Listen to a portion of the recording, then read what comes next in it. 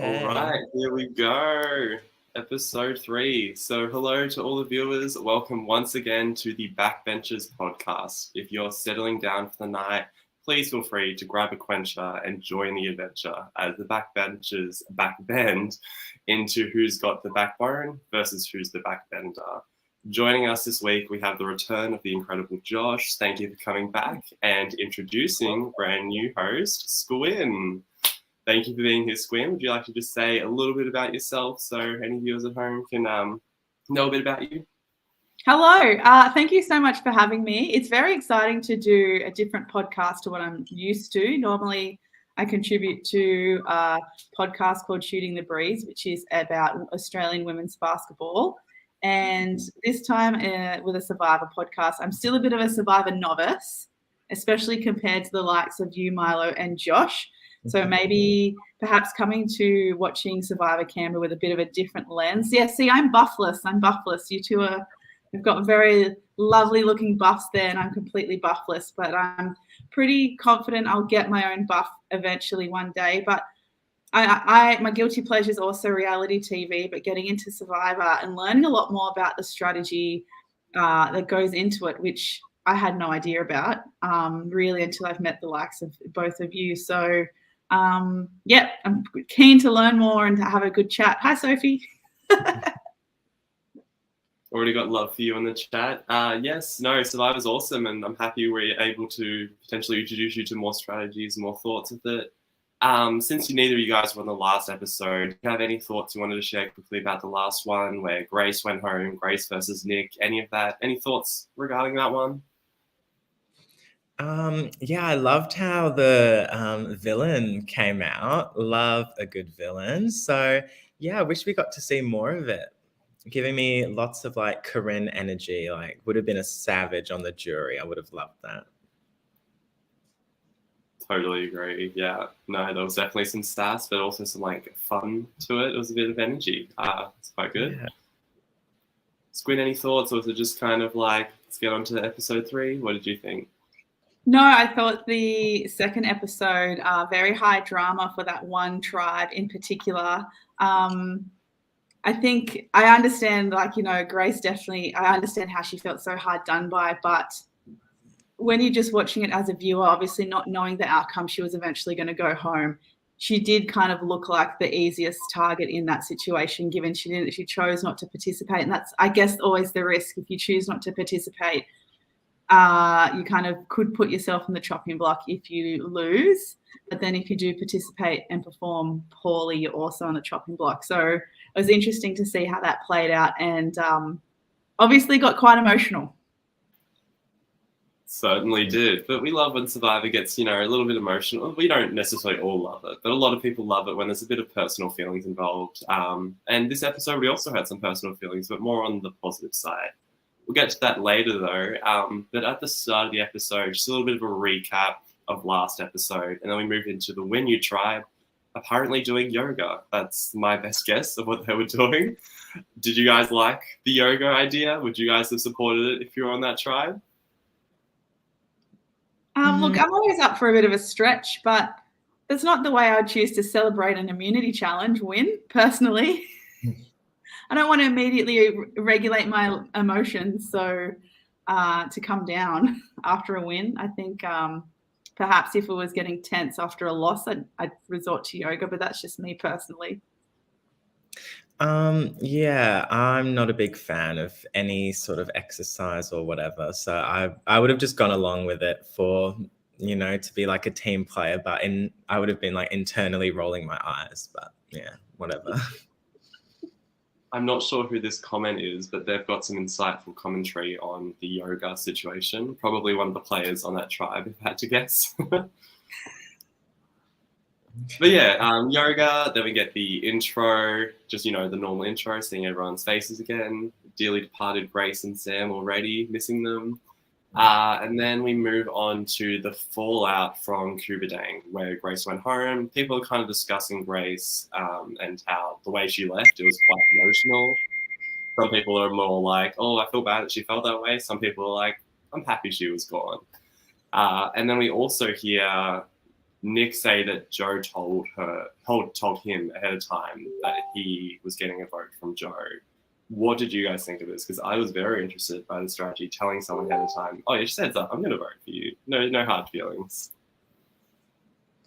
I really like that because, what I like about Jo is she does seem very upfront. She'll, if she's got something to say, she'll say it to your face kind of thing. So I really respected that she gave Nick a heads up. And I think it seemed like he was pretty receptive to that, actually. And he, I think it was Banfield and I think Ma had some negative comments to say, I think Ma was glad Joe did that because Ma wants to target Joe in the future and she can use that eventually against Joe with that Nick vote. But Nick himself actually didn't seem bothered and he, sort of saw the fairness in that Joe didn't want Grace to have gone out unanimously and be even more upset or angry than she even was. So, I liked it.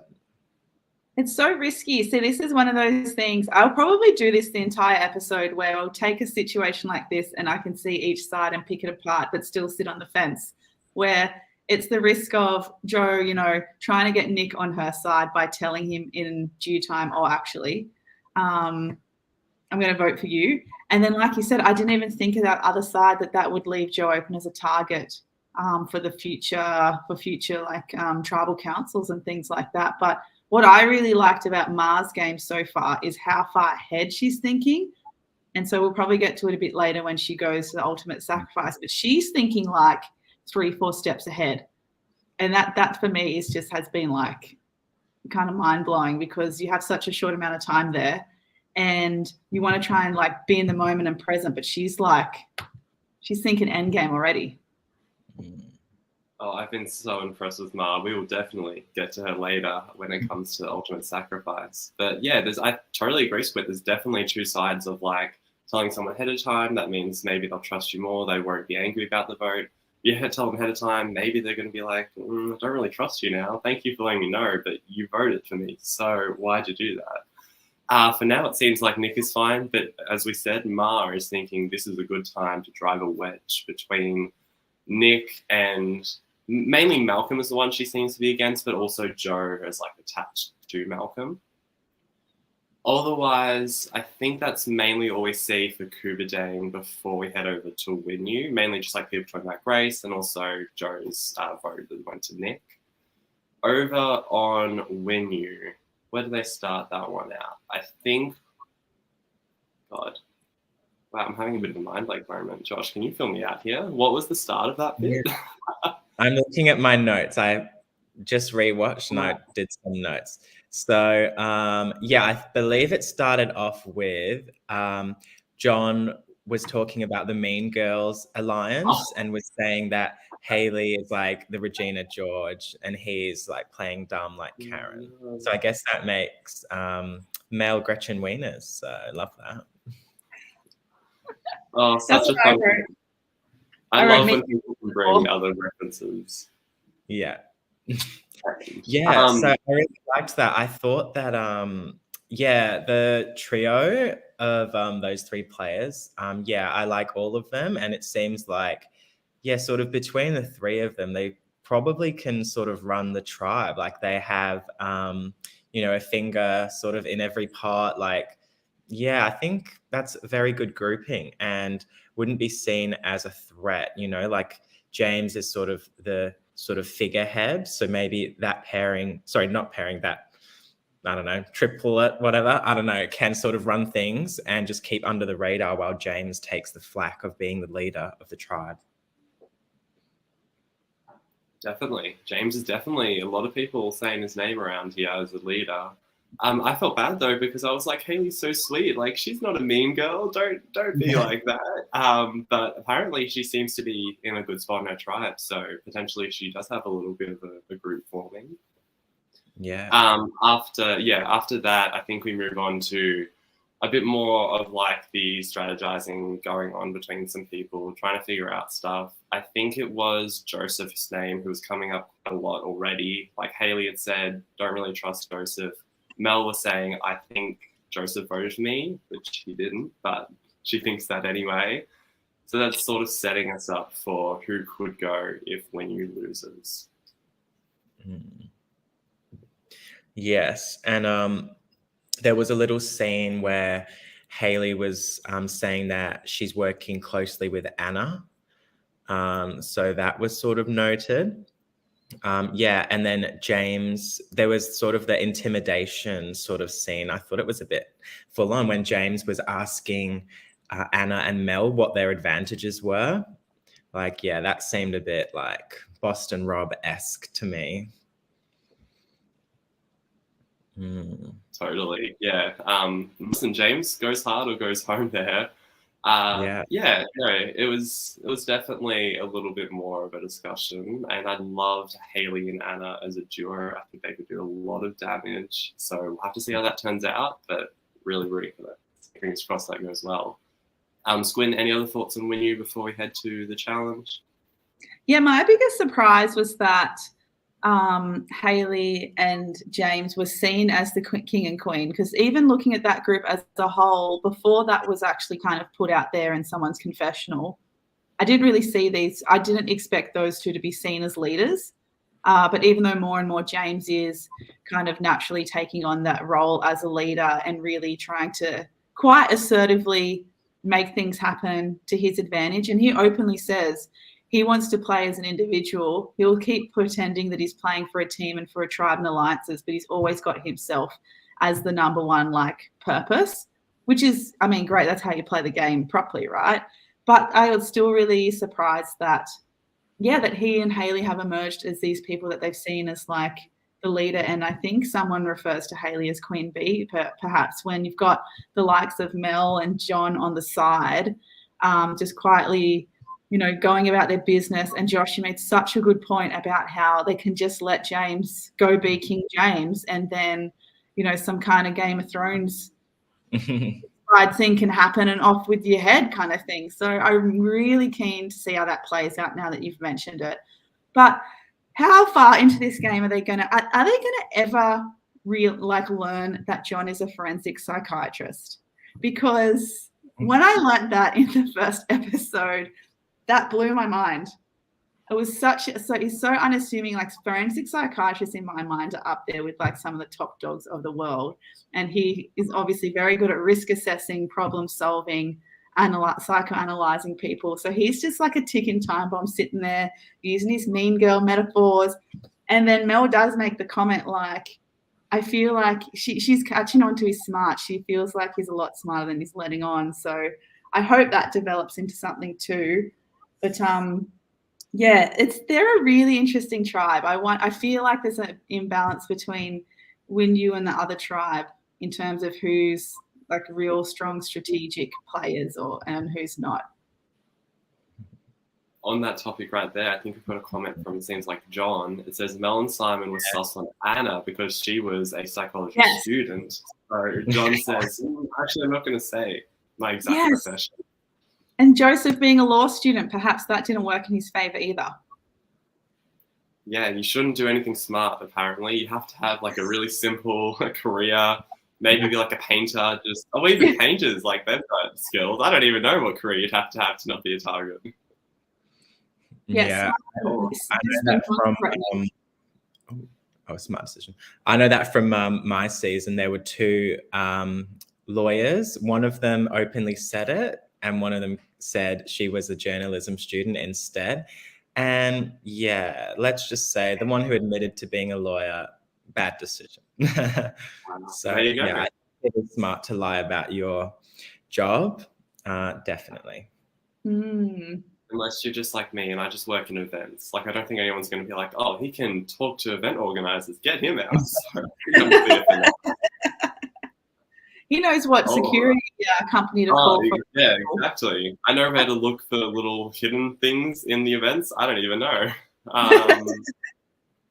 All right, this challenge was a lot of fun. It's got two different stages. One where you have to you've got a bucket, you've got to catch, I think, sandbags in it. And then once you've caught 5, you have to move on. One other person does a puzzle. So it's, it's Joseph catching for Winnu, which we'll talk about later. Who called for Kubadang? Was that Michael. Michael. Yeah, Michael. I was gonna say it was Malcolm or Michael. They've got similar names. A lot of M's on that group. And then I think it was Simon and Joe starting out the puzzle at least, and people kind of swapped out. Right away, Kubadang once again is leading. Although I guess the last two times when you started out with a lead, but then they kind of lost it. This time Kubadang just had the lead the whole time, it seemed like. Yeah, and I think, well, yeah, what sort of gave them the lead was Joseph. I don't know. Should we talk about that now? We can It's talk kind about of that now. the elephant in the room. Yeah, so that was a disaster. Sorry, Joseph. But yeah, that was really bad. And I don't know, like, I mean, I know from my experience, don't volunteer and say you're good at something and then you end up being a flop. It's terrible. And yeah, I guess Joseph learned that the hard way too. Yeah, it was really bad. And I think, they had people like Simon and James who, were like taller, probably more agile, who would have been, I assume, better choices for that challenge. So I don't know how he ended up in that role. Did he volunteer himself? Or yeah, was it just like other people thought, they're going to be better at throwing or whatever. So he just kind of got dumped there. But yeah, like the challenge, it really came down to that one role. Like throwing is not a big deal. The puzzle was very basic. So I just think, yeah, disaster all around. Yeah, Michael smashed that challenge. Like he was working to catch all of those beanbags. I think his percentage of throws to catches would have been like 90% or something. Whereas Joseph, it was a combination. To be fair to Joseph, it was, I would have given that challenge. Thank you, Ma, so kind. I think it was a combination of bad throwing and bad catching. Because Joseph, at the start, I was like, was this like a really poor attempt at sabotage? But then why would he want to sabotage that badly at a group challenge? The challenge like for a little bit there. Yeah, but he was just stuck in the mud. And I think he was too much expecting that people were going to throw right at him and easy to catch rather than to throw it and he would actually have to move his feet and move. But I agree with Josh. Like I would have liked to have seen how that conversation evolved in the Winu tribe of how they delegated roles. Because, yeah, look, if you're not going to be agile on your feet, you shouldn't be catching. That was, and the throwing, sorry, but the throwing wasn't very good either. Like some of it didn't even make it over the line. And I only laughed. Confirming that right now, the Winu's throws were worse than what the camera showed. Wow. And I only how laughed. Do you throw that bad though? It's just bean bags. Like, how is that difficult? I don't know. This is the things that they teach you in school, right? To learn to throw and catch your gross motor skills to throw a beanbag. And that sounds so shady, but and I'm only laughing because it just looked like a comedy of errors. It looked like an episode of Curb Your Enthusiasm where like they had to do some like stupid challenge and it was just all going awry. He volunteered for both catching and puzzle. That's interesting because later he does say, I probably should have done the puzzle instead of doing the catching. And you know what? Hindsight's a beautiful thing. You probably should have done the puzzle and had someone more agile to do the catching. But that was a whitewash, that challenge. Yeah, big time. Yeah, it wasn't particularly close. Although, I mean, they both did get to the puzzle. Winu eventually does get to the puzzle, so there's the thought of, oh, they're going to do the puzzle really quickly. But no, Kubadang seems to just slide through it relatively quickly. And Simon as well, some people noticed that he wasn't doing the puzzle super quickly. I don't know it would have made much of a difference. They might have been behind enough already. But James later in a confessional says it was Joseph and Simon that he kind of blames for the loss. Yeah, quite openly about it too. Not going to hide it. These are my targets. Everyone wrote that way. Yeah, and it's convenient because those two do seem to be the ones on the bottom as well. So worked out well. Perfect excuse to target them. Oh, totally. In those early days, it's any reason you can get to get someone out. If someone performed less well in a challenge than other people, well, they just got to go. I do think that Joseph and Simon, even if the challenge had been like no one's fault, I think Joseph and Simon likely would have been targets regardless. But I do agree that that just gave them an excuse to say Joseph and Simon got to go. Yeah, for sure. Ma says that Simon and Joseph could have swapped. I Yes. think Simon could have done a pretty good job catching things. He seems pretty nimble. Yeah, he's long, nimble. Yeah, 100%. That would have been a good and probably a better outcome for that tribe. But also on the Cover Gang tribe, did I say that right? No. I think it's Kubadang. I could be wrong, but Kubadang, yeah.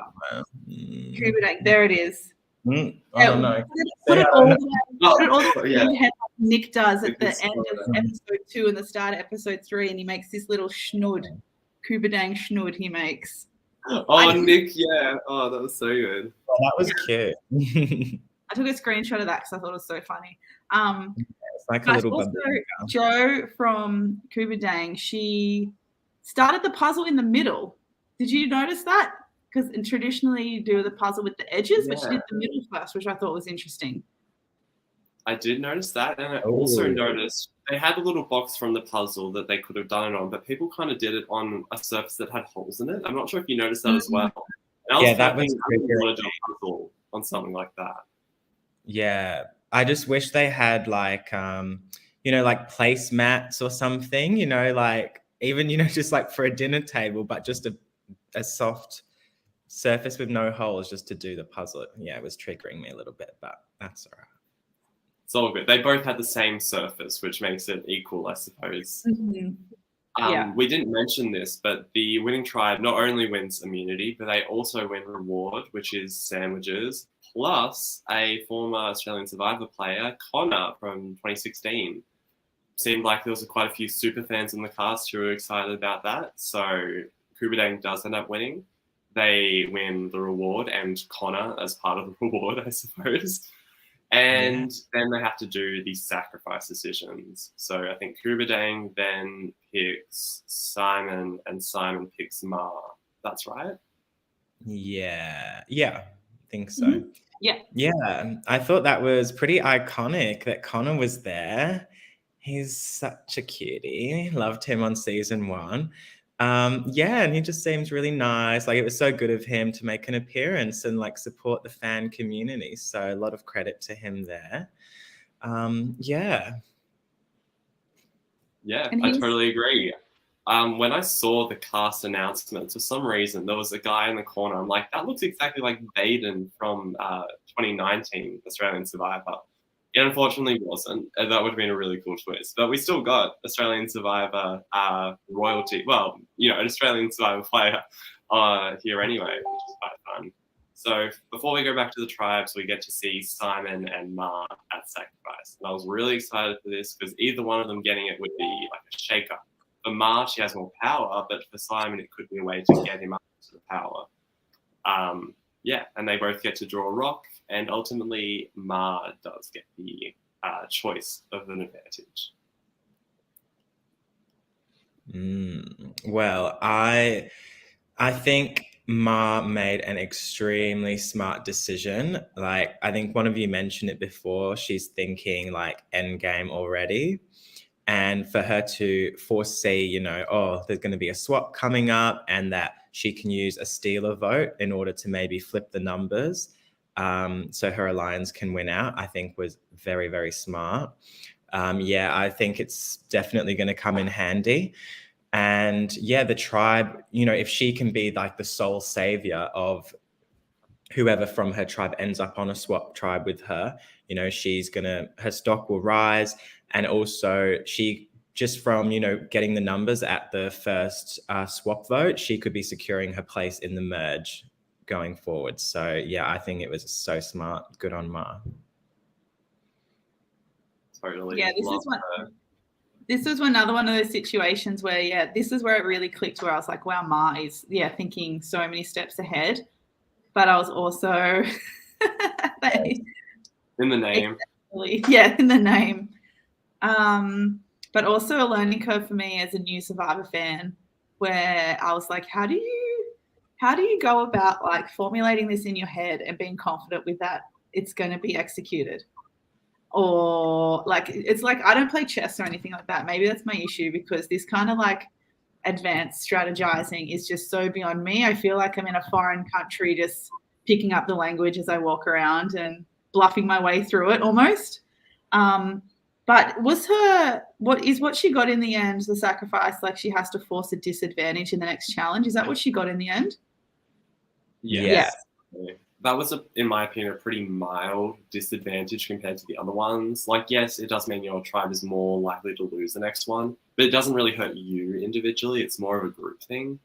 So in comparison to Anna having to vote 3 times publicly, I think Ma got a pretty good deal, which is probably part of the calculation when she went for a lower helpful advantage with a stealer vote as opposed to like an idol that could save you for sure. I think she probably was thinking about that because she is smart. Yeah, I think the disadvantage is pretty mild. Like, I probably would have preferred that as well instead of a public vote or automatic votes against you. So I think Ma was, it was smart for her to pick a mid-level advantage where the disadvantage isn't going to be too devastating against you.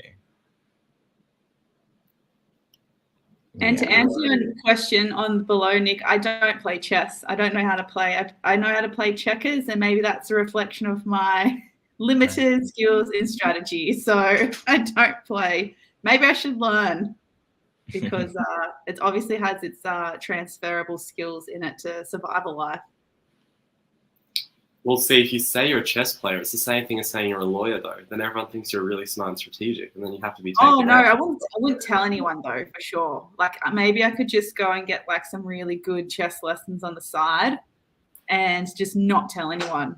Not tell anyone that. That's what I'm learning as well from this season of Survivor is, like, keeping a lot of those details to yourself, like only using perhaps sharing your skills and details about yourself like when it's really important, not laying it all out there in the front because then I guess you're going to have more targets on your back in a sense. Definitely. Don't show your skills enough that you are not targeted for being weak, but also don't show your skills too much that you're targeted for strong. It's like right in the middle you got to be. Before we head over to Winu, we actually see Kubadang, which is quite fun. Even though they're not going to vote anyone out, we see their reward. They get sandwiches. They kind of laugh a little bit that Winu didn't get a reward, but we got 2 rewards when, both times we won, we got a reward. So Kubadang's feeling pretty good about themselves. And we also hear a little bit of Connor speaking to everyone. I love the moment when Joe said, "You have beautiful eyes," by the way. That was so good. Any thoughts on this Kubadang reward scene? Yeah, I thought it was really cute, and I love Joe being thirsty. I would have been the same. I would have been flirting and everything. So yeah, Joe, you got good taste. I just liked how much Banfield was.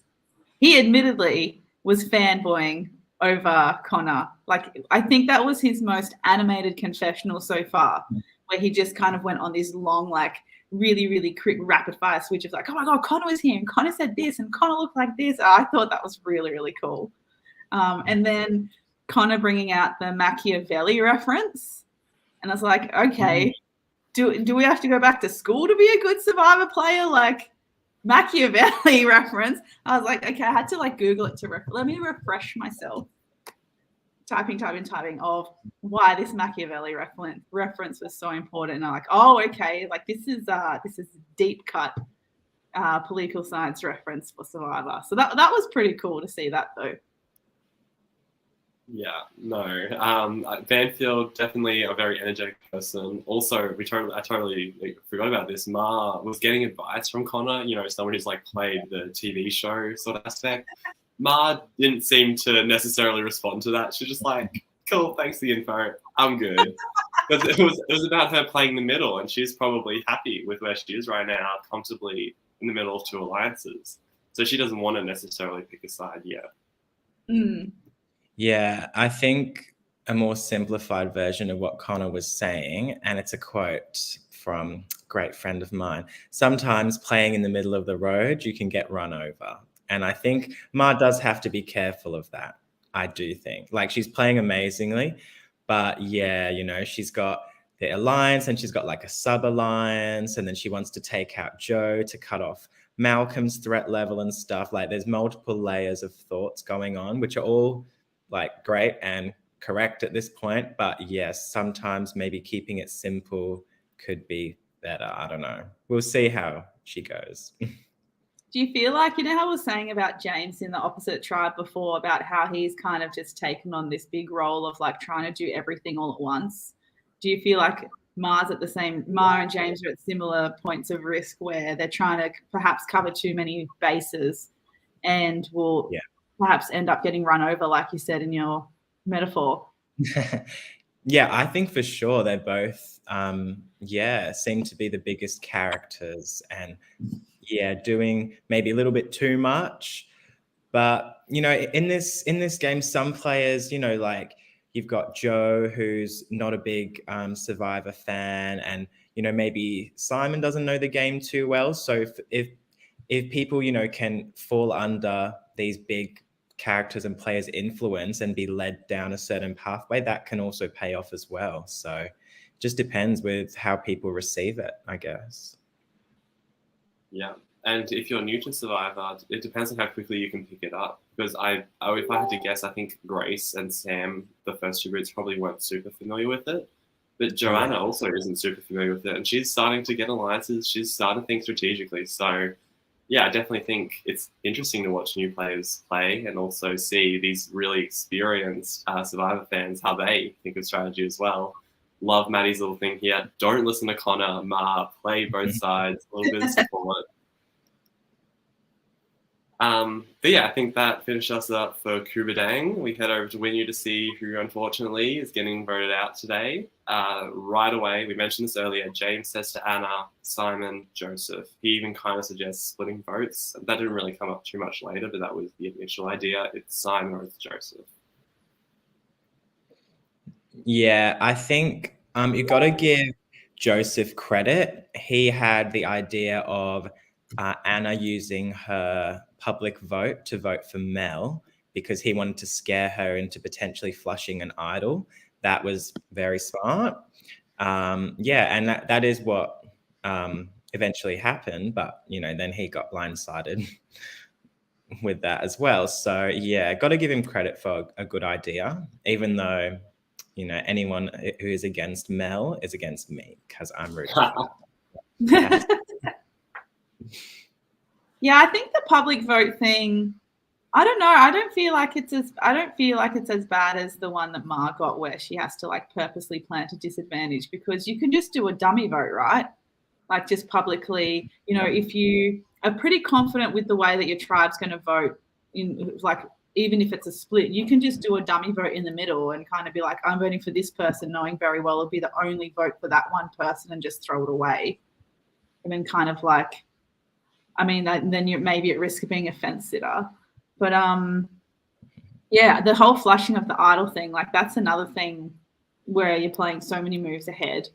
And I thought that was really good, like a really strong last minute play for Joseph to try and save himself.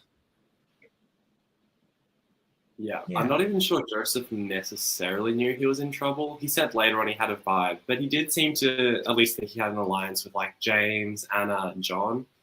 So I don't think he fully knew that his name was getting written down, or even, that he was going home outright.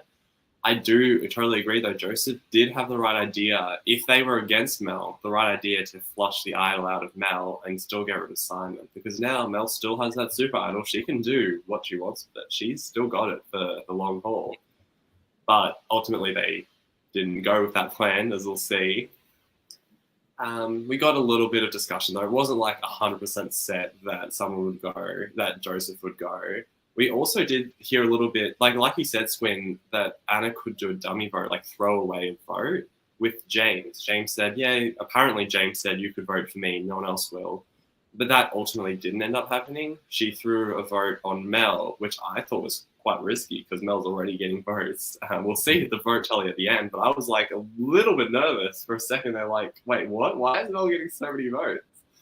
But yeah, what was your thoughts on Anna voting for James or Mel? Do you think she made the right choice in that one? I think, I don't know. I mean, yeah, in general gameplay, yes, because you probably would want Mel to flush whatever she has. But at the same time, though, like a swap is coming up soon. And if Mel does have an art, which she does, you would want Mel on your side to use it for your advantage. So let's say, if Mel ends up with Anna on a swap tribe and they're going to vote out Anna, Mel could just let that happen and not use her super idol on Anna because she's like, well, you voted for me last time. You want me out anyways. So maybe it was bad. Yeah, maybe she should have just done James as a dummy vote. Look, don't listen to me. I can't even play chess, so perhaps your instincts will be correct as the episodes roll out that it's going to work in Anna's favor in the end. But yeah, I don't know. Maybe that's just me personally. If I had to do that public vote and just being a fence sitter and thinking, oh, my instinct would just to be play it safe and just do dummy votes. But I mean, not all the time, perhaps in that particular situation, because I'm sure there'll be future times where her vote's going to really, really count. And we never know as well, her public vote may end up being the catalyst of the tribe actually going one particular direction if there's a split. So, yeah, who knows? Well, Mel's giving us, not necessarily a spoiler, but she's giving us her, take of what happened. Apparently, she agreed for Anna to vote her, because that's what I was worried about. I thought that Anna was going to tell Mel, oh, I'm voting for James, and then she votes Mel, and Mel's a bit like, so what happened to our plan we had earlier? But according to Mel now, Mel was fine with getting the vote, even though it was close. If one person switched over, she could have gone, but it was a calculated risk, I suppose. Because I did notice, after Anna voted, Mel did say, oh, thank you. And I was like, oh, I don't know if that's being super polite or if that was shade. Thank you for that vote, Anna. I don't know if either of you noticed as well, but at 44 minutes, 35 seconds, there. Okay, so cool. So whatever I said made sense. So that's good validation that what I said made sense. But yeah, 44 minutes, 35 seconds. Sorry. Joseph goes up to vote first, right? And in between the cut, he goes up to vote and they show him going to vote, and then they cut back to the tribe and Mel says something to John and John looks really shocked.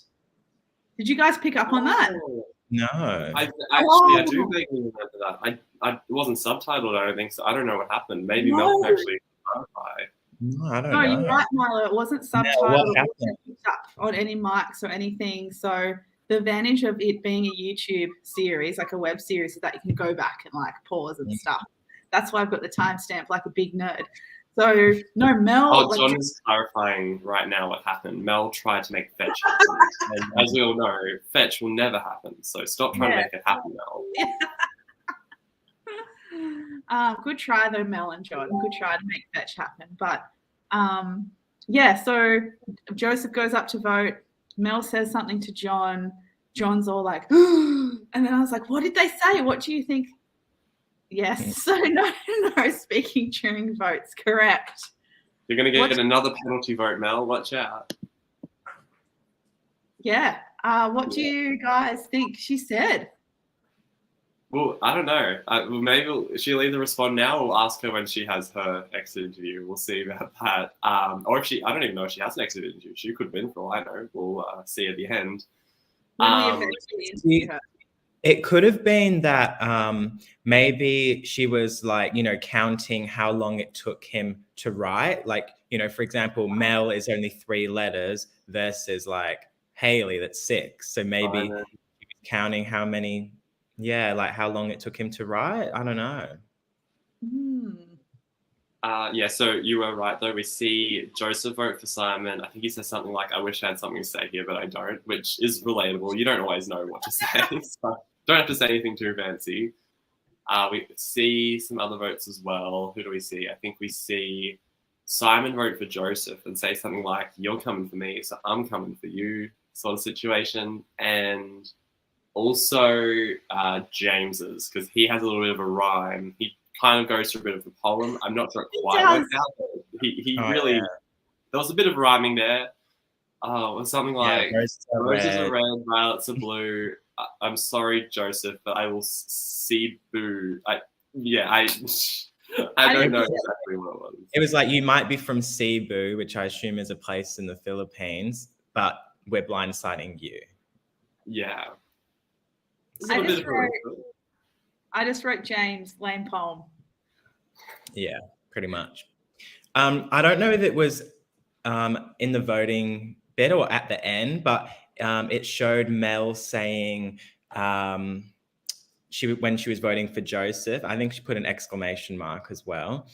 And she said, "You've been running around saying my name all day." So it shows that people that Joseph thought he was tight with and strategizing with, they all were going behind his back and telling Mel. So it shows that obviously Mel has these secure bonds to the point where people are informing her, "Hey, your name's being thrown around." So that's good for Mel's game going forward. Yeah, I definitely picked up on that because I remember, earlier him saying like, "Oh, Mel might have this thing," and I thought in the back of my head like, potentially Mel could get that information if he's not careful of who he tells. And we didn't see it on screen necessarily, but yes, Mel did get information, so that probably also helped her think that Joseph voted for her, even though Anna voted for her again. But yeah, I'm not sure if we saw it at the start or at the end, but we definitely see some Joseph votes. And in my mind, I was kind of thinking, I think Joseph is gone, just because that's the way that it seemed to be falling. And there was a bit earlier at the tribe when the Mean Girls Alliance, there we go. The Mean Girls Alliance were talking and they all agreed that they don't trust Joseph. So yeah. And we didn't even mention it. Do you remember the part where John said, unfortunately, Joseph is like annoying the tribe a little bit when he has his stories in front of everyone and he's just talking a little bit, potentially too much? Do you remember that? Yeah, kind of. Yeah, like, "Oh, my family can be traced back to the 1200s." Like, yeah, might be interesting to you, but other people probably don't care. Sorry. I know if I was there, I'd be like, Josh has no time for small talk. He only wants to get into the game. Yeah. Flirting and strategy only, please. Because you only have a certain period, like amount of time, and it's like the other tribe were all. I remember it was at the top of this episode or last episode where Banfield's like, "Yeah, it's really awkward in our tribe," and then it just cuts to them sitting in silence. It's like, which would you rather? Like learning to suffer in awkward silences or listening to someone's family tree from the 1200s? Silence. I'd rather listen to Joseph. Because then at least you're hearing something. If it's awkward silence, you're like, do I speak now? Or like, what's happening? But when someone's talking, you can kind of just, have it in the background, just chill for a little bit. John is saying it was a bit like a Coach-like Amazon story. When you probably don't know Coach, it's a Survivor character.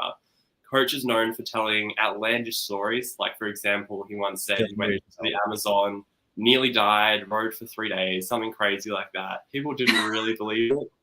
Apparently, Joseph's stories were on that sort of level. So, oops. Yeah. Getting compared to Coach, that's not a good sign for your, I don't know, social game, maybe. Was Coach at least some kind of sporting coach to call himself? Yes. That was a big part of his character. Coach, wasn't he? Yeah, like a soccer coach for, like, not a professional one, but like a coach of like a children's division, something like that. He's apparently been called Coach since he was 18 as well, and he was like 40-ish when he did his season. So that's just his name now. Yeah. And an iconic player in one of his seasons didn't like him, and they refused to call him Coach and just used to call him Benjamin, which is his proper name, to piss him off. It would be the equivalent of calling Banfield Blake intentionally, being like, Blake is going against my back, don't trust Blake. Like, that's the level that it was on. Let's not start with the Blake Banfield drama Oh, again. yeah. So That was another complicated over it. Yeah, that Alright. that escalated very quickly. That Blake Banfield thing, and like, Yeah. he didn't tell us his name was Blake. It's like, So oh. legit. Wow. The whole game There is was some based real on name lies. drama. Yeah, Yeah. and you're getting hung up on this one particular mishap when the whole game is based on lies and deceit. Could you imagine getting voted out because you like used a nickname instead of your actual name? Someone's like, I don't really trust them because they told me their name was Lucy, but their name's actually Mel. Like, whoa, that would suck. Mm. All right, let's get to the vote. Oh, Yes, we had 2 votes for Joseph, some votes for Mel, then a little bit of a Simon, making you think, oh, did they actually go for Simon instead? But no, it ends up being 5, 4, 1, and Joseph goes over Mel.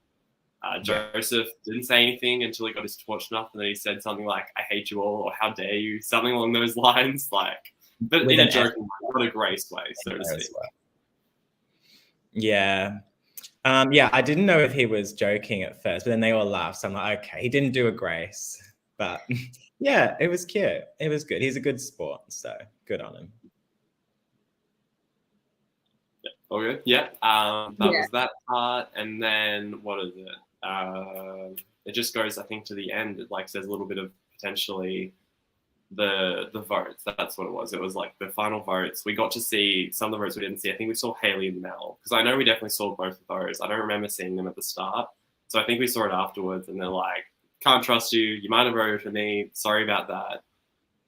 Oh my God. And another thing we also didn't mention, Haley at Tribal. Do you guys remember? Haley's leg or ankle, I guess I should say. Felt so bad for her.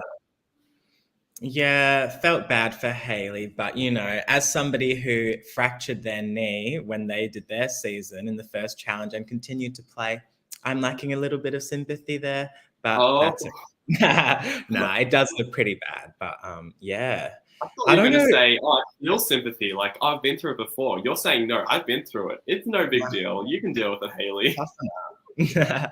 Yeah, no, joking. It does look pretty bad. But how did Haley do it? Like, how do you injure your knee getting a sleeping bag down? I don't understand. And then she then I think the knee was the sleeping bag incident, and then in the first challenge she hurt her ankle. But we didn't really see that happen like in the tug of war. So I'm wondering the exact like how did it develop like to be so bad? Jeez. Okay. Well, that's not good for her at all. I was worried for a little second, like, oh, no way they're going to throw her out just because of this, right? Like, challenges aren't even that physical. Like, she could have done the puzzle, for example. She doesn't have to be running around like crazy. Thankfully, no, she was A-okay. But what was interesting was Joseph, in his final words, says, I'm rooting for Haley because wouldn't it be such a fun story if she won despite having a bad ankle that she can't really walk in even. Yeah, it would be a great story. Yeah, I hope she doesn't get Medivac because she's playing like an amazing game. So yeah, maybe this could be good for her game, you know, with her not being seen as a threat because of this injury. It worked for Tyson on Blood versus Water. So you never know. It could be a positive actually. Josh, were you able to use your injury in some way to your advantage, or did you feel like you had to prove yourself more in that situation to keep yourself around in your season? I just had to own it. Like I was trash in challenges and I just kind of owned it. Yeah. I did actually hide. No one noticed the injury the whole time. I was walking on the fractured leg and it was hurting every time I moved. But I knew that it would put a target on my back. So I just had to push through the pain the whole day. And then I did actually end up winning an individual immunity on a balance challenge. So. Oh, on a balance challenge? Wow. That's really, you have to watch my season. I'm repping it now. Okay, yes, okay. I've got some catching up to do. But this is Haley's It says she had a proper fall a couple nights before while I was getting my open heart equipment. maybe she was like on a step ladder and fell off. I'm not sure exactly. But Oh, then yeah, it was the tug of war that made it flare up again, which I definitely feel like if you step down a step one too much, you're like, I forgot about that. Was it the knee and the ankle, or was it just the ankle? Because I swear I heard knee somewhere. I heard knee for sleeping bag and ankle for tug of war as well. Yeah. But I suspect, based on all the ankle injuries I've had in my short lifetime, sometimes you'll hurt it initially and then you can still walk around and whatever else you do during the day of playing Survivor. But if there's any chance where you have to, when you stop moving it, and all the swelling and all the pain kind of catches up with you, then when you go walk again, it can be, that's when you're like, oh, wait, I've actually kind of hurt myself. So I wonder if it was that kind of situation. Yeah. Also, Aston, ouch, when you camp was so far away, so she had to walk back and forth on it. Ow. That's so bad. Yeah, that would not help. Right. And I did notice Aston popped up on the walk to Tribal in the background. I was like, oh, I know him. Season 1 popping in again. Little Easter egg there, potentially. Yeah. All right. Unless there's anything else for you guys, I think that's the recap done. We've covered most of what happened in the episode. A little bit of a shorter one than the last two, so potentially less content to cover. I think we got most of it, though. I have something. Can I bring up that we forgot? Yes. I thought a notable moment that might come back was Anna when she was discussing her advantage with when James asked. Anna lied and said it's a vote cancel. So I just thought, like, going into a swap, they could be like, oh, Anna, cancel one vote, and then we've got the numbers. And she doesn't even have that. So I thought that could come back to haunt Anna in the future. Would be fun if Ma played her steal a vote, and then they're all expecting Anna to be like, oh, you play yours now. She's going to be like, I'll play mine myself, but I don't actually have a cancel vote. Sorry, guys. Yeah, so could be an awkward moment going forward. We've got a fan question for us, actually. Does anyone have a favourite outfit of the season? Because mine is obviously Banfield's, but if anyone else has a different opinion, let me know. I mean, why is John wearing blue? Was there an explanation as why he's blue when his team's orange? There is a chance that maybe they swapped teams last minute. That happened in season 1, where there was a little bit of swapping at the last moment. That makes sense. That makes lots more sense. Yeah. Favorite outfit. Sorry, Josh, did you have one? No, pretty basic, to be honest. I mean, Michael and Nick pull it off. I like their shirts. They look cute. Wow, just called everyone out in one moment there. Yeah, well, you're meant to be basic. Like, well, at least we got told, like, oh, don't wear brands and stuff. So true. Wearing brands. H&M or Uniqlo, like, what else can you do? Well, for guys, anyway. I don't know. Or purple Hawaiian shirt. Ma, your outfit doesn't look them. I just personally liked my Banfield's "I've got your back" thing. Like, that's just a fun little nod to the game. Yeah, but I feel like that puts a target on his back. Like, that shows he's a big fan. Like, I think that actually is going to hinder his game. Yeah, and Mel makes a good point. Purple and orange aren't typically available in people's wardrobes, so especially orange is a bit tricky. Sometimes you can't even find orange at Uniqlo. Half my wardrobe's Uniqlo, and I'm like, not a lot of orange going on there. Maybe some mustard, but no orange. True. All right. Let's move on to your favorite moment of the episode. Usually it's like a funny moment, but if you have like a favorite non-funny moment, please feel free to say it as well. Mine was just the one that made me laugh the most, which was Joe complimenting Connor's eyes. That was quite fun. It just caught me off guard. I'm like, oh, okay, she's now low-key flirting with the reward. Love that. Did you guys have a fun moment? I would say that, or when John was sort of bitching about Joseph, and then it had like the flashback sort of stitching Joseph up with the editing, telling all these stories. I thought that was funny. I think for me, I don't know. I still like just riddle. I definitely wrote lol a couple of times here, so I'm looking for all my lol notes. Is one of them in caps? Was it like a capital LOL exclamation point exclamation point? One note is, why is John in blue? Lol. Well, there you go. But I think it's still. I think for me, it's still just randomly catching Nick on the side. Like things was happening around Nick, and carrying on from the end of episode 2 into episode 3 of just putting his buff, slowly putting it into this schnood where he was hiding, and I was like, what is happening here? That to me could be a very memeable moment of him hiding in the buff. Make a meme out of that, being like me ignoring my problems, something like that. Yeah. Or ignoring all responsibility.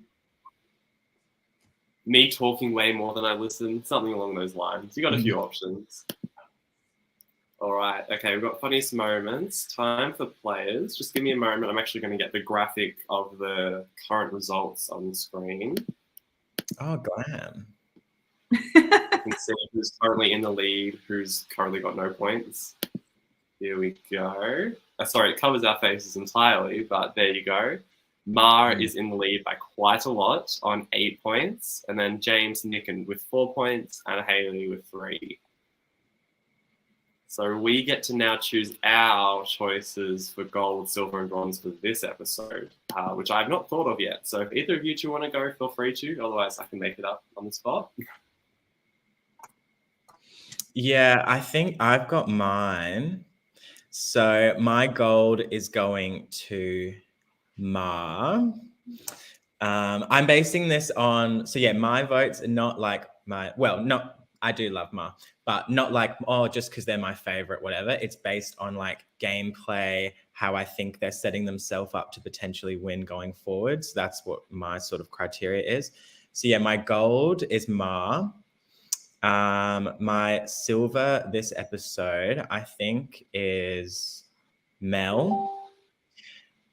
For surviving, and now she's got this super idol. And then bronze is John. I think he is playing very under the radar. He's aligned with everybody, so I think he's setting himself up well going forward. Yeah, I had similar criteria to pick my gold, silver, bronze as well.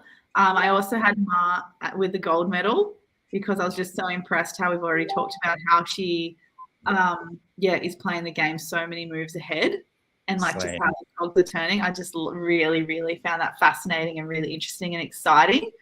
And then I actually gave a silver to James because even though like I feel like some of his gameplay is a little bit risky, but that's just me.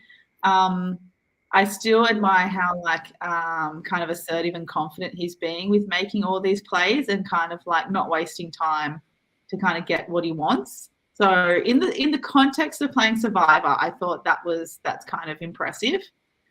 And then my bronze was a bit of not a throwaway, but I gave my bronze to Michael because he caught the hell out of those beanbags.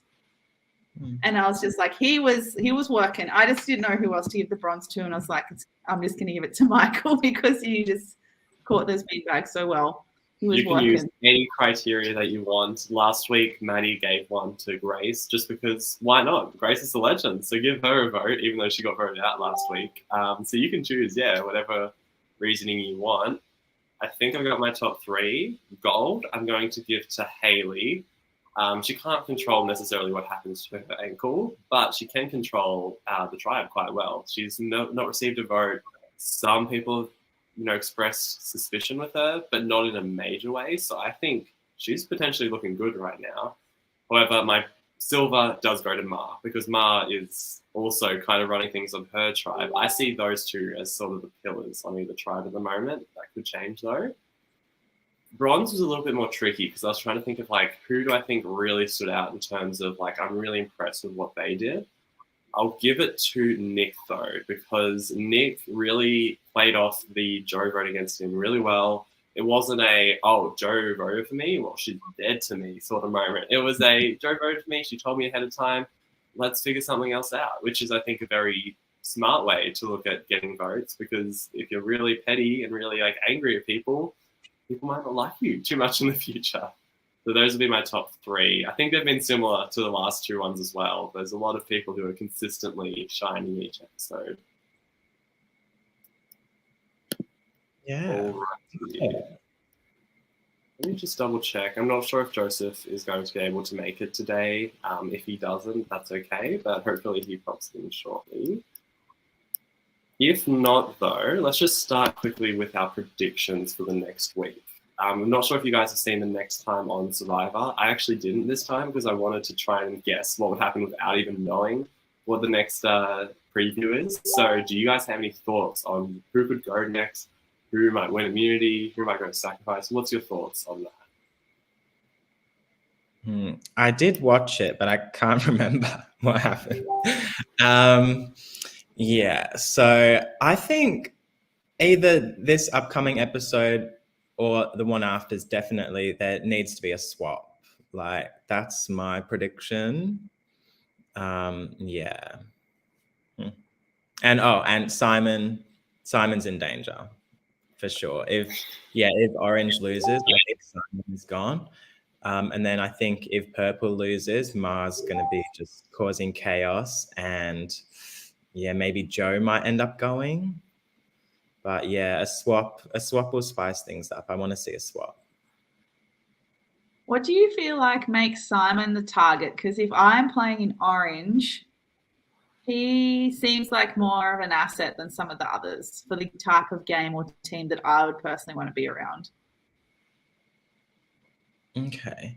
Yeah, I think just socially he seems on the bottom. Like, we've seen James and Anna are working closely together. Same, Haley's mentioned Anna, and then we have the Mean Girls alliance of John, Mel, and Haley. So sort of with all the, is it a Venn diagram, all the overlapping circles? Yeah. Like those 5 seem to be included in a lot, and Simon hasn't been shown to have any his only alliance is a secret alliance with Mel that was discussed. So yeah, that's just what I perceive. Yeah, I do remember actually at the end of episode 1, you said, I think Simon Swan if Winnie loses again. So second time, maybe you'll be lucky this time and you'll actually go. Mel was just saying that Dan did say that you could swap. So Dan's in the good. Mel and James just, you get caught up in the challenges. Sometimes you're like, oh, what's happening? I need to win. So no harm there. Yes, I can announce that Joseph is in the StreamYard. He's just sorting out audio, but hopefully he'll be here soon. I do agree mostly with you, Josh, in terms of who you think will go next, though. I don't know exactly about Kurudang because I could see either Joe, Malcolm, or Banfield leaving, depending on where it swings. Sophie and Nick seem to be leaning to get rid of Banfield, but then Mars obviously leaning towards getting rid of Joe or Malcolm if she could. If I had to guess, I think Joe is probably the one to go, but I hope not because I really like her. On Winnie, yeah, I don't know. I think Simon is probably the likely boot, but potentially it's time for a big power shift there and they're going to shake things up. Someone totally new will get the target and they won't even realize it. You never know in these sort of games. Maybe someone will go to sacrifice and that time away from everyone will destroy their social standing. I have to figure that out. I don't think there'll be a swap next time, though. Josh, do you think because of the numbers, when there's 13 people left, it's not an easy way to divide people? Do you think it'll be maybe later? Yeah, maybe one episode later then, and then it can be 6 and 6. Yeah, you're probably right there. Not 100% sure. And also, I did think there's a chance there might be no swap depending on when they merge. If they merge at like 11 people, maybe there just straight up is no swap. And because people in sacrifice are meeting each other from different tribes, maybe that's how they are expecting people to blend together. Yeah, well, it depends the makeup if it's a final 2 or final 3, and then a jury of 7, 8, or 9. I do think, well, maybe being a bit meta here, is season 1 when was it Isaac who like kind of, I don't know, quit or whatever, and he would have made the merge, but then he left the game. So then the jury, I think it was a jury of 6 people instead of 7, which the default has always been at least 7. So I think going forward, maybe they will increase the size of the jury just to mitigate that happening again. Yeah, it's all about the numbers, but I do agree. Starting the merge at final 11 means that even if one jury member drops out for whatever reason, you still have 7. The issue with 6 is just that it could be a 2-2-2 final vote, and then sorry, who knows who wins that, because it's just a complete tie.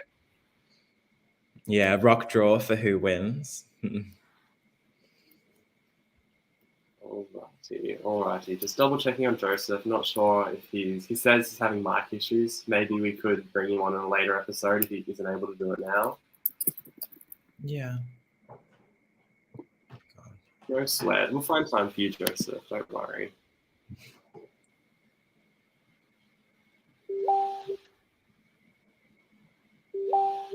My cat. Yeah, your cat wants in on the Survivor chat. Hey. Yeah, he's cute. I got my other one down here as well. My cat is probably ignoring me right now, just on the side, because he's not happy about the noise that I'm making. You're so quiet. You're fine. We'll see. I'm not sure the categories. They've got really good hearing, according to some people. Oh, true. All right. So Squin, oh no. Yes. Go. I was just making small talk. I was going to say, so how did you, if you're not a big Survivor fan, like how did you come into watching Survivor Canberra? One of my friends, Sophie's in season 2. Oh, cute. Okay. Yes. Yes. I'm a supporter. I'm secretly rooting for her. I so far have loved so much about how she's played the game and her confessionals, and she's so 100% Sophie, like she's being very genuine through the whole thing, and I love seeing her competitive side come out, because usually, so I know Sophie through basketball when I used to live in Canberra back in the day, and she usually took on like an assistant coach or managerial role, so very like nurturing and caring and that kind of a role around a competitive team. So to see her be the competitor is really, really cool. So that's how I came into the Survivor Canberra fold. Fun fact, I actually met Sophie at a women's basketball game at my work, because we do like a Canberra women's basketball team. We host it. And Sophie attended one time, so I got to meet up with her. It was like meeting one of my idols. It was quite fun. So it's a cool little tidbit. We've got a question from James here. Do you guys think with Simon being on the outs, is he just going to go, or is there going to be someone like maybe Mel who's actually going to use him as a number? Yeah. Well, Mel, thinking of it that way, Mel, the Mean Girls could scoop him up and then blindside James, maybe, or Anna. Oh, yeah, Anna, because Anna is coming for Mel, maybe. She seems to be. So, yeah, maybe Mel would want to take out Anna or James and just use Simon as a number. That would be good. Sorry, Definitely James. Yeah, so James asking this question. We did not expect to be, attacked or assume that he's going to be the next to go. Got a question from Banfield. Who do you guys think would work well on a swapped tribe together? Who from Win, who from Kuradan you want to see go head to head? I would love to see Ma versus James. Oh my God, I need that now. Wow. Yeah. What do you think their conversations with each other would be like? How do you think they would talk to each other? Would it be completely fake on both ends? Like Ma's like, oh, I really like you. You remind me of myself. And then James is like, yeah, I totally got your back. Don't even worry about it. Us two till the end. Like that's the vibe I could see from them talking to each other. Yeah. And then it would cut to confessional and they're just bagging each other out like, oh my God, they're the biggest threat. I need to blindside them. Like, that would be pretty cool. Like frenemies. Absolute frenemies. Yeah. I think both of them would want to see the other at the match. Mel and Mal should be on the same try to have more confusing votes. So we need Mel, Mal, and Ma on the same tribe. Those three need to be together, and each vote should be almost the exact same spelling. They have to vote for one of those three. That's what I want to see. Oof. That would be chaos. Well, do you remember in Survivor Worlds Apart when was that hot guy Joaquin or whatever he was called, and there was Shireen on the tribe and Carolyn, and he voted for Sherilyn or something, like a mixture of both. No, yes, and I Jeff, do remember that. he must have done it on purpose, and then Jeff had to like clarify who the vote actually was for, and I was like, I feel like that's never happened before, so maybe it will happen on Canberra. Yes, maybe they'll be like, so we've got M something L. Can someone clarify whose vote is this? Can we know who they voted for? We don't know if that's Mel or Mal. Yeah. We've got Ma, can I be your friend, James? And James saying, what's your advantage? That is actually exactly how the conversation is going to go. Yeah, I could say that. A transaction more than anything. Yeah, transaction information back and forth. I'm actually so excited for the merge because we've got so many players this season. Last season, we definitely had some players, but we also had some people who didn't necessarily make a lot of huge moves. I think this season could be a lot of people at each other, trying to scramble to a little bit of power. Maybe each round it might be a different majority. Don't know for sure, but I think we could be seeing that. Yeah, I could see that. Lots of different voting blocks and mixed alliances. And didn't like some of the players play before on Melbourne as well? So they would have maybe different friendships across the tribe and stuff. Like that would be very interesting. No, I don't know what happened in Melbourne. Unfortunately, it hasn't aired yet. So who's to say which players are on Melbourne and which ones aren't? But yes, in general, there are people in Melbourne. There was a trailer. Oh, I saw John in there heaps. So in general, though, because there's like a bit of an org community, online reality games, a lot of people do know each other. This even popped up in the episode where James called Banfield Blake because they know each other. They've played a Deal or No Deal before. So those little connections definitely could come down the line. We'll see if they end up on a tribe together. They're going to be with each other, against each other. Who's to say? Be very interesting. Telling here. Roxroy voted for Lindsay when it was Lindsay, Lindsay.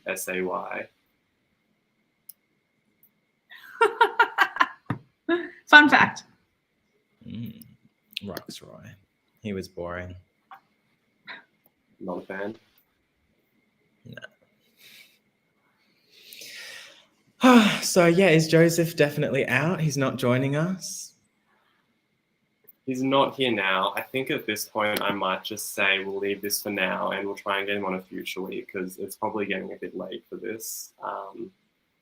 Was it because we were bad-mouthing his catching abilities earlier? Yeah, we probably should have toned it down a little bit. Move your feet. Catch those beanbags. I want him on so he can show us like a diagram and just go through his family history for the last 1,000. Yes, it is getting quite late. Yeah, for you guys I'm especially. happy to leave it potentially here because I've got work tomorrow as well. I do feel bad for Joseph. He's trying to get to us, but I think we can just get him on another week if we can because, you know, we need sleep as well. We're not on Survivor. We shouldn't be like subjected to harsh climates. So potentially we can wrap it up here. But thank you guys. Yeah.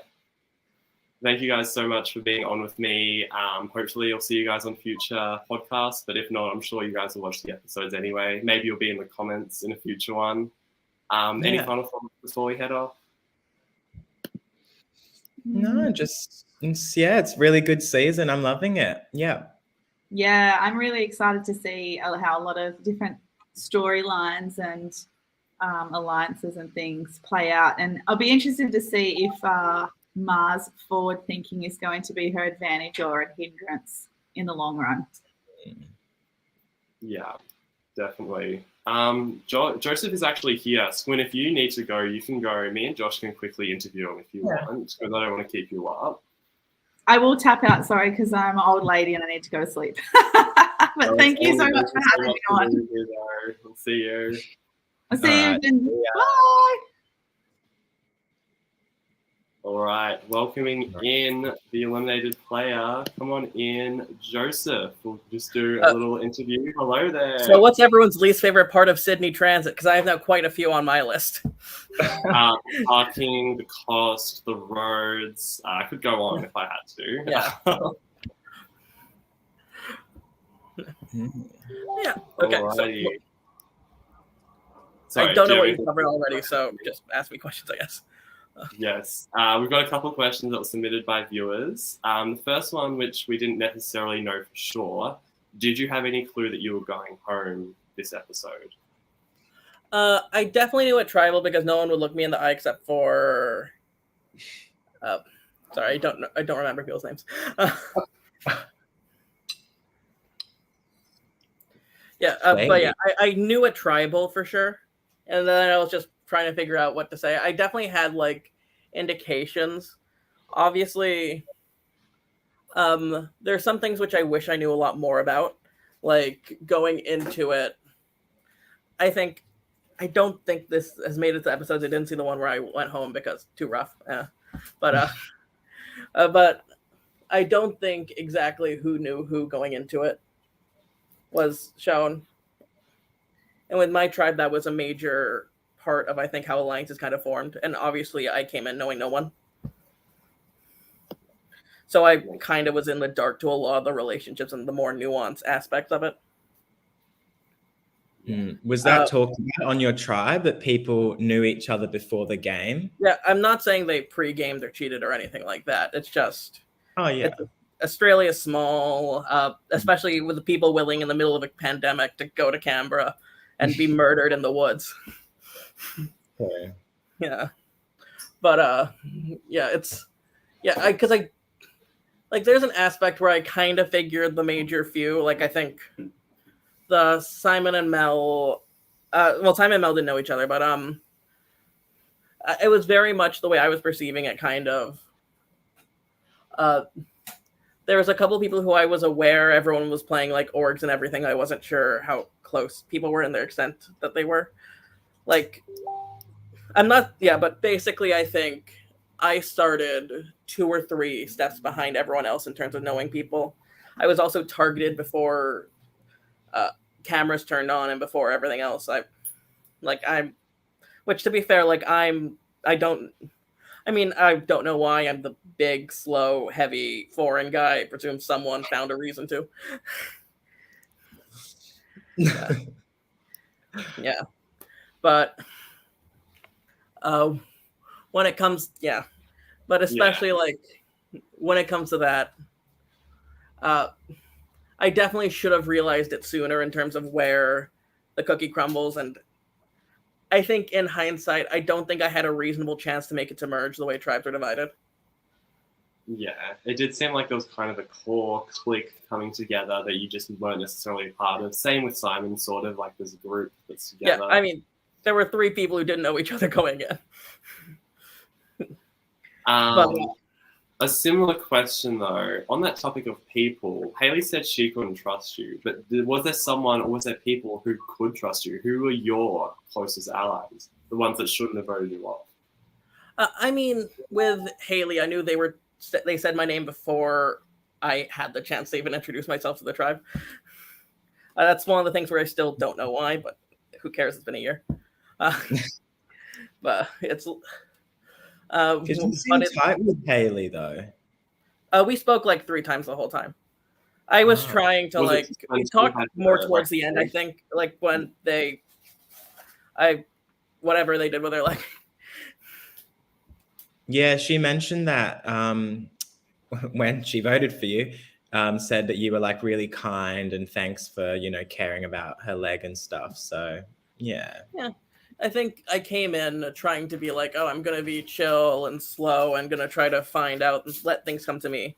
But I think especially with, again, like half the tribe knew each other, I should have played like I didn't have a chance because I didn't. And I thought like, oh, I'll play it slow, find out my chances, try to figure it out. And I just never had that. Yeah, that's my big regret, I think, going out of it. Like, I should have just played aggressively second one. I don't think this made the edit, but I kept on thinking that on the tribe flag kind of things, there was like a skeleton medallion hanging on that I just thought was an idol, so I was trying to untie it the whole time. Yeah. Oh, that's cool. Like, I tried to untie it at the beginning, and I thought that's what in terms of like who I trust, which was the actual question. Sorry to say what you got to say. Get debrief. Yeah, I have. I came in very late. I feel like I need to get as much things out as possible. You had to waffle on for too long at this point, but it was very much like who I trusted. It was I was trying to James and what's his name, John. It also starts with a J. James, John. Oh yeah. That's The it. James, John, Joseph. Well, those were the two people who I kind of trusted going into it, which is also where, well, not going into it, but going into tribal. But I also think that's also where I kind of messed up in a way, because I didn't have a ride. I'm the only pre-juror who was there both days because I had to wait for someone to drive me home. And getting to talk to the people who made it further and some of the staff members, I'm not going to say who they were because I'm going to try to avoid spoiling. But the more I spoke to someone on my tribe makes the merge. Oh my god, don't even say that. I can't believe. Yeah, this isn't, But talking to the people who made it further, it was, I would say, like, there were things I'd done that very early on, it was in my head, like everything was going to be an advantage going into it. So I was like, oh. And I was just talking to people, and I think there was I think John got like a little thing to start with when the season started, I think. Mm-hmm. Or there were just two pieces of paper that were the love rocks, and I thought he got something, or I forgot what he got, but he got like a piece of paper to start with. And I was like, oh, is that an idol clue? Is that the clue leading up to that? And I thought it was. So then potentially that caused some suspicion on you from other people if you were asking those sort of questions. I think I was talking around, and I think kind of me being waffly on it and not being sure what it was, as opposed to just taking a dramatic stake. And like, even if I was just slandering him and just, oh, that's a fucking idol, we don't know it. It's the location of all the love rocks on that piece of paper. That would have been sick, actually, because your tribe needed it. They didn't find it until this episode. It took them a while. Yeah. Josh, do you have any questions that you wanted to ask? Anything on the top of your head that you're thinking of? You're like, I need to know this. Yeah, there was. You mentioned that you were watching Survivor from the South African Embassy. Were you watching American Survivor or Survivor South Africa? Oh, it was basically when I was in Kazakhstan, my dad stole cable from the South African Embassy, and it was South African Survivor. So it was the first season with Mzi and Vanessa. Okay, yeah. Yes. Okay. I haven't seen South African Survivor. Oh, sorry, go Mylo. No, you go. Oh. I was going to say, I haven't seen the early Survivor South Africas, but I've seen like I would recommend them. Reboot. So good. I love how aggressive they all are. So good. Yeah, especially in the later seasons. I think it's part of you can see in I think this was true with the early seasons of Big Brother Canada, but once you get a chance to play and it's all those people who've always wanted to play, you can really feel the energy. Yeah. And I think that's to make it more on topic. That kind of makes what LRG is really entertaining, because it makes people who are living out something they'll never be able to do effectively. Unlikely to do. Most of us will not be on Survivor, but we get to emulate Survivor in an LRG. We get to all come together, vote each other out. It sounds kind of crazy if you're not a Survivor fan, but it's a lot of fun if you are. Yeah. Yeah. One final question from me. There was comments about your wardrobe choice in regards to the pajama pants. Can you explain that a little bit? And also you changed out of it. What was happening with the pajama situation? I didn't know how rough it was gonna be, so I just had an extra pair of pants just in case it was cold. And that was the extra There's nothing pair more to that. It was an extra pair that was too big for me, like 2 sizes, so I could wear pants underneath. Yeah, got you. No, it was a cool look. I tried to go orange. Like I tried. It's the most orange pants I had. Does anyone have orange pants with them? No. Like this is the same shirt, but to be fair, I thought like I don't know because I was thinking like maybe I'd do this call from the bus if it worked on my phone. Well, speaking about your phone, in one scene, you happen to have brought your phone out during like the middle of filming. Can you explain that? You just have it on you? No one told me I wasn't allowed. Dan, come on, man. Got to tell us these things. Like no one took it from me. Like it was one of those things where I don't think it was until like just before I was voted out when Matthew Ching noticed I was on my phone just checking the time, and that's what I was doing throughout the day. Like I didn't have internet. No one did. Yeah. I think there was one exact place on the WinU campus I found out on the second place which did get data, but couldn't find it. But yeah, because I was just doing it to check the time, kind of like get an idea when tribal would be. Yeah. On the topic of the pants, would you have won that challenge? Would you have caught all the sandbags had you kept your pants on? No, I wouldn't. I would have been much less coordinated. I was wearing 2 pairs of pants. Yeah. Pajama pants would have just slowed you down anyway. Yeah, exactly. No. Oh, good. Do you have any final thoughts? It is getting late, sorry, but if you have anything you want to get off your chest now about your experience, about your thoughts, please let us know. Well, I mean, I'm the reason it's late, so I can't be. I'm sorry to you two. That's all right. I'm in WA, so it's only 8 o'clock here. Yeah, I have to do another 80 pages of reading after this. I'm gonna be up till 2. But yeah, it's yeah, I think shout out to the cast and crew. They like genuinely, I think in terms of the crew, it was really professional, like in terms of like what I was expecting from people. Trying to think what else. Donate to your local refugee center. They need it at the moment. Same with legal center of whatever area you're in. They also very much need it, specifically at this moment, but I'm not going to go into a rant about that. No, I appreciate that. Spreading a good message. One final question before you go. Would you play again? Asked by Ma. I would. Like, it was fun. Like, you would? I definitely play it as if like, it's one of those things where I'm not in contact with the people I played the season with, not for ill reasons. It's just I'm not. But if I think it'd be a similar situation where I'd definitely be on the outs and I'd need to kind of like go on my way in, but I would definitely go in minute 1 in terms of like, I would play it as crazy as possible because every minute is a minute that I'm earning, if that makes sense. Because if it's a thing where I'm an easy out anyway, so I might as well play it big. Like I think I said in my intro video, I'd play like AK. I would definitely live up more to it in terms of if you're an easy boot anyway, you might as well be a crackhead. May as well make some moves because you're going to go home if you don't make some moves anyway. Yeah, no, totally respect that. Go swing. Well, thank you so much, Joseph, for being on the season and also being. Oh, I'd also have a ride. A ride. Yeah, as in a way to get home. Oh, yes. Make sure you can get there on time, sort of thing. And as I said, I was the only pre-merger who was there for the second day. I wouldn't get away home. No. All good. Thank you. Bye-bye. Bye. All right. Thanks. Oh, good. All right. It is nearly 11 p.m. for me, at least. I think we should wrap this up. But thank you again for being on with me, Josh, and hopefully I'll see you in a future podcast with us. Yeah, it's all good. Yeah, see you next time. It's always fun. Yeah, I got to go watch Australian Survivor now. I've already heard some things, but I won't say anything, I promise. No spoilers, please. All right. See you guys.